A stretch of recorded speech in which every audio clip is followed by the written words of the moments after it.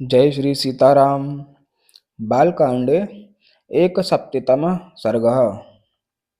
राजा जनक का अपने कुल का परिचय देते हुए श्री राम और लक्ष्मण के लिए क्रमशः सीता और उर्मिला को देने की प्रतिज्ञा करने का वर्णन है। अब कथा। महर्षि वशिष्ठ के जब इस प्रकार इक्ष्वाकु वंश का परिचय दे चुके, तब राजा जनक ने हाथ जोड़कर उनसे कहा, मुनिश्रेष्ठ, आपका भला हो। अब हम भी अपने कुल का परिचय दे रहे हैं। सुनिए। महामते, कुलीन पुरुष के लिए कन्यादान के समय अपने कुल का पूर्ण रूपेण परिचय देना आवश्यक है। अतः आप सुनने की कृपा करें। प्राचीन काल में निमि नामक एक परम धर्मात्मा राजा हुए हैं, जो संपूर्ण धैर्यशाली महापुरुषों में श्रेष्ठ तथा अपने पराक्रम से तीनों लोकों में विख्यात थे। उनके मिथि नामक एक पुत्र हुआ। मिथि के पुत्र का नाम जनक हुआ।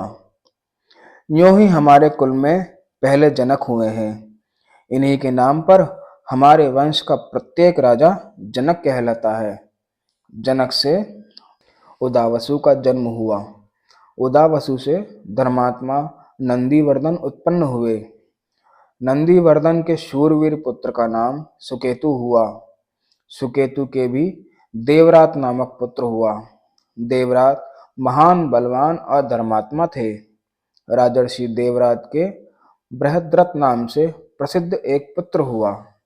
बृहद्रथ के पुत्र महावीर हुए, जो शूर और प्रतापी थे।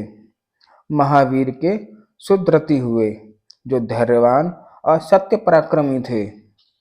सुद्रति के धर्मात्मा पुत्र दृष्टकेतु हुए, जो परम धार्मिक थे। राजर्षि दृष्टकेतु का पुत्र हयश्व नाम से प्रख्यात हुआ। हर्यश्व के पुत्र मरु, मरु के पुत्र प्रतिंदक तथा प्रतिंदक के पुत्र धर्मात्मा राजा कीर्तिरथ हुए। कीर्तिरथ के पुत्र देवमीण नाम से विख्यात हुए। देवमीण के विबुध और विबुध के पुत्र महिद्रक हुए। महिद्रक के पुत्र महाबली राजा कीर्तिरात हुए। राजर्षि कीर्तिरात के महारोमा नामक पुत्र उत्पन्न हुआ। महारोमा से धर्मात्मा स्वर्णरोमा का जन्म हुआ। राजर्षि स्वर्णरोमा से रस्वरोमा उत्पन्न हुए। धर्मज्ञ महात्मा राजा रस्वरोमा के दो पुत्र उत्पन्न हुए, जिनमें ज्येष्ठ मैं ही हूँ और कनिष्ठ मेरा छोटा भाई वीर कुशध्वज है। मेरे पिता मुझ ज्येष्ठ पुत्र को राज्य पर अभिषिक्त करके कुशध्वज का सारा भार मुझे सौंपकर वन में चले गए। वृद्ध पिता के स्वर्गगामी हो जाने पर अपने देवतुल्य भाई कुशध्वज को स्नेह दृष्टि से देखता हुआ मैं इस राज्य का भार धर्म के अनुसार वहन करने लगा। कुछ काल के अनंतर पराक्रमी राजा सुंदनवा ने शंकाश्य नगर से आकर मिथिला को चारों ओर से घेर लिया। उसने मेरे पास दूत भेजकर कहलाया कि तुम शिवजी के परम उत्तम धनुष तथा अपनी कमल नयनी कन्या सीता को मेरे हवाले कर दो। महर्षि, मैंने उसकी मांग पूरी नहीं की, इसीलिए मेरे साथ उसका युद्ध हुआ। उस संग्राम में सम्मुख युद्ध करता हुआ राजा सुंदनवा मेरे हाथ से मारा गया।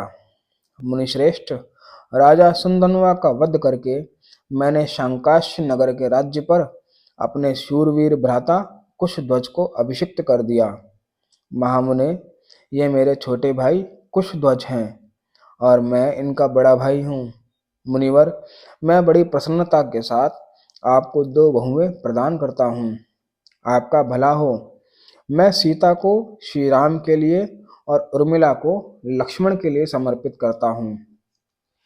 पराक्रम ही जिसको पाने का शुल्क था, उस देवकन्या के समान सुंदरी अपनी प्रथम पुत्री सीता को श्री राम के लिए तथा दूसरी पुत्री उर्मिला को लक्ष्मण के लिए दे रहा हूँ। मैं इस बात को 3 बार दोहराता हूँ, इसमें संशय नहीं है। मुनिप्रवर, मैं परम प्रसन्न होकर आपको 2 बहुएं दे रहा हूँ। वशिष्ठ जी से ऐसा कहकर राजा जनक ने महाराज दशरथ से कहा, राजन, अब आप श्री राम और लक्ष्मण के मंगल के लिए इनसे गोदान करवाइए, आपका कल्याण हो। नांदी मुख श्राद्ध का कार्य भी संपन्न कीजिए। इसके बाद विवाह का कार्य आरंभ कीजिएगा। महाबाहो, प्रभो, आज मघा नक्षत्र है। राजन, आज के तीसरे दिन उत्तरा फाल्गुनी नक्षत्र में वैवाहिक कार्य कीजिएगा। आज श्री राम और लक्ष्मण के अभ्युदय के लिए गौ, भूमि, तिल और स्वर्ण आदि का दान कराना चाहिए, क्योंकि वह भविष्य में सुख देने वाला होता है। इस प्रकार श्री वाल्मीकि निर्मित आर्ष रामायण आदि काव्य के बालकांड में 71वां सर्ग पूरा हुआ। धन्यवाद।